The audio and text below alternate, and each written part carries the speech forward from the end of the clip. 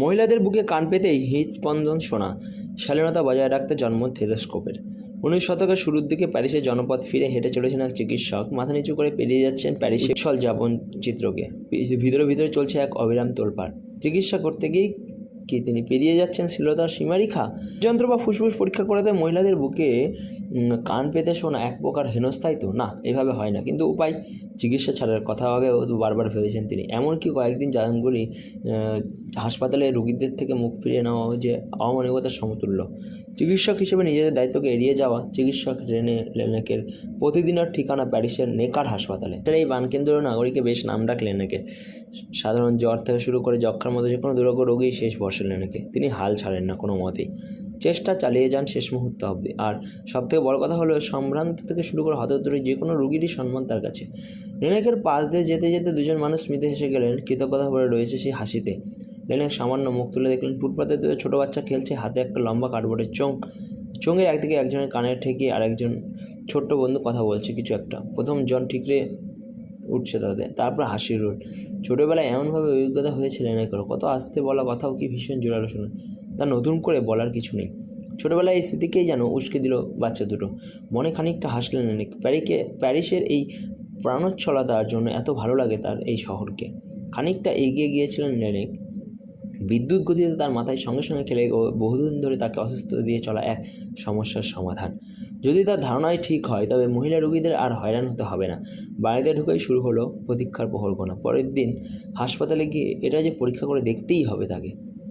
যেমনটা চেয়েছিলেন তেমনটাই হলো। হাসপাতালে পরের দিন হৃদরোগের সমস্যা নিয়ে হাজির হলেন এক সুলোকায় তরুণী। লেনেক বসতে বললেন তাকে। তারপর টেবিলের উপর থেকে তুলে নিলেন ওষুধ লিখে দেওয়ার নোটবুকটা। রোল করে চোঙ বানিয়ে ধরলেন তরুণীর বুকে, চোঙের আরেকদিকে কান। লেনেকের এই কাণ্ড কারখানায় বিস্মিত তরুণী, তার সঙ্গে আসা পরিবার আত্মীয়রাও। তবে অন্যদিকে ততক্ষণে হাসির রেখে ফুটে উঠেছে লেনেকের ঠোঁটে।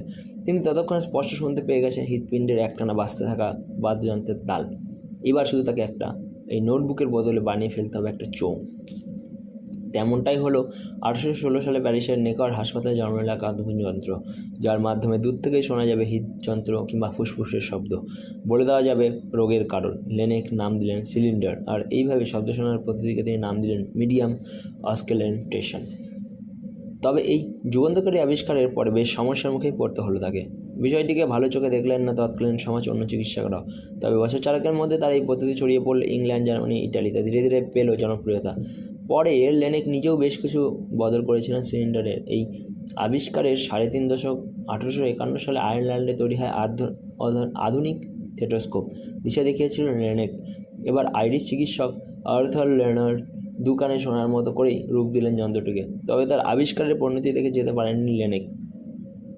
সিলিন্ডার আবিষ্কারের বছর দশকের পরে মৃত্যু হয়েছিল তার মাত্র 35 বছর বয়সে। 1826 সালে সারাদিন যক্ষা রোগীদের নিয়ে পরীক্ষা নিরীক্ষা করতে করতে কখন নিজে আক্রান্ত হয়ে গিয়েছিলেন মারণ ব্যাধিতে। মাত্র 5 বছর বয়সে যক্ষাই কেড়ে নিয়েছে তার মায়ের প্রাণ। তাই সমাপ্তি টেনতে চেয়েছিলেন এই রোগের ইতিহাস। তা আর সম্ভব হলো না, কিন্তু বাকি চিকিৎসকদের জন্য লিপিবদ্ধ করে গেলেন যক্ষার যাবতীয় লক্ষণ ও উপসর্গের প্রকৃতি। কী ধরনের শব্দ শোনা গেলে বোঝা যাবে যক্ষাকে, তাও দেখিয়ে গেলেন লেনেক। পাশাপাশি শবদেহের পার্শ্ব ব্যবচ্ছেদের পদ্ধতি ও লিভার সিরোসিসের মতো রোগকে শনাক্ত করে গেলেন তিনি।